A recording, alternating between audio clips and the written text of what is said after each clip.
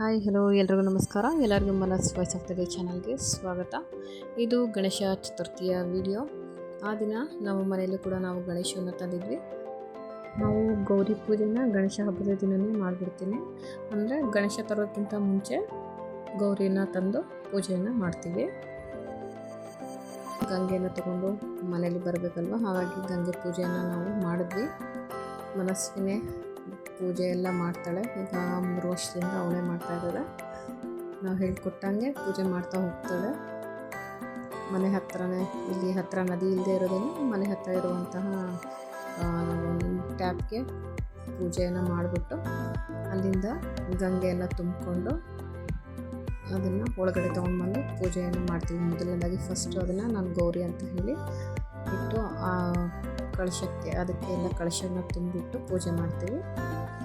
ನಂತರ ಮನ ಮತ್ತು ಅವ್ರ ಪಪ್ಪ ಇಬ್ಬರು ಗಣೇಶನ ತರೋದಕ್ಕೆ ಅಂತ ಹೋದರು. ಮನಸ್ವಿ ಕೂಡ ನನಗೂ ಗಣೇಶ ಬೇಕು ಚಿಕ್ಕದು ಅಂತ ಹೇಳಿದಂತೆ, ಹಾಗಾಗಿ ಈ ಸಲ 2 ಗಣೇಶ ತೊಗೊಂಡು ಬಂದರು. ಪ್ರತಿ ಸಲ ಕೂಡ ನಾವಿಲ್ಲಿ ಮಣ್ಣಿನ ಗಣೇಶನ ತರ್ತೀವಿ. POP ಗಣೇಶನ ನಾವು ಯಾವತ್ತೂ ತರ್ತಾ ಇಲ್ಲ. ಇದು 4ನೇ ವರ್ಷ ನಮ್ಮ ಮನೇಲಿ ಗಣೇಶ ಇಡ್ತಾ ಇರೋದು. ಪ್ರತಿ ಸಲ ಕೂಡ ಮಣ್ಣಿನ ಗಣೇಶನೇ ತರ್ತೀವಿ. ಗಣೇಶ ತಂದಿಟ್ಟು ಪೂಜೆಗೆಲ್ಲ ರೆಡಿ ಮಾಡಿಕೊಂಡು ನಂತರ ಮಂಗಳಾರತಿನ ಮಾಡಿದ್ರು.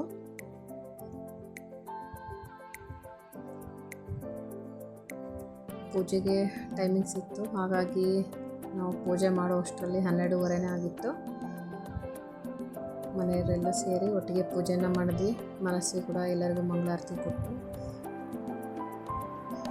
ಊರಿಂದ ನನ್ನ ತಮ್ಮನ ವೈಫು ಮಗಳು ಎಲ್ಲರೂ ಕೂಡ ಬಂದಿದ್ದರು. ಹಾಗಾಗಿ ಎಲ್ಲರೂ ಒಟ್ಟಿಗೆ ಸೇರಿ ಪೂಜೆ ಮಾಡಿ, ಫ್ರೆಂಡ್ಸ್ಗೂ ಕೂಡ ನಾನು ಇನ್ವೈಟ್ ಮಾಡಿದ್ದೆ. ಹಾಗಾಗಿ ಫ್ರೆಂಡ್ಸು ಫ್ಯಾಮಿಲಿ ಎಲ್ಲ ಬಂದಿದ್ದರು. ಪೂಜೆ ಆದ ನಂತರ ಎಲ್ಲರೂ ಕೂಡ ಊಟವನ್ನು ಮಾಡಿದ್ವಿ. ಇದು ನಮ್ಮ ಮನೆಯ ಪೂಜೆ. ಸಿಂಪಲ್ಲಾಗಿ ಮಾಡಿದ್ವಿ, ಅಷ್ಟೊಂದು ಗ್ರ್ಯಾಂಡಾಗಿ ಮಾಡಿಲ್ಲ. ಸಿಂಪಲ್ಲಾಗಿಯೇ ಪೂಜೆಯನ್ನು ನಾವು ಮಾಡಿದ್ವಿ. ಪಾಪು ಇರೋದ್ರಿಂದ ಸ್ವಲ್ಪ ಡಿಸ್ಟರ್ಬೆನ್ಸ್ ಆಗ್ತಾ ಇರುತ್ತಲ್ವ, ಹಾಗಾಗಿ ಈಗ ಸಿಂಪಲ್ಲಾಗಿ ಮಾಡಿದ್ವಿ.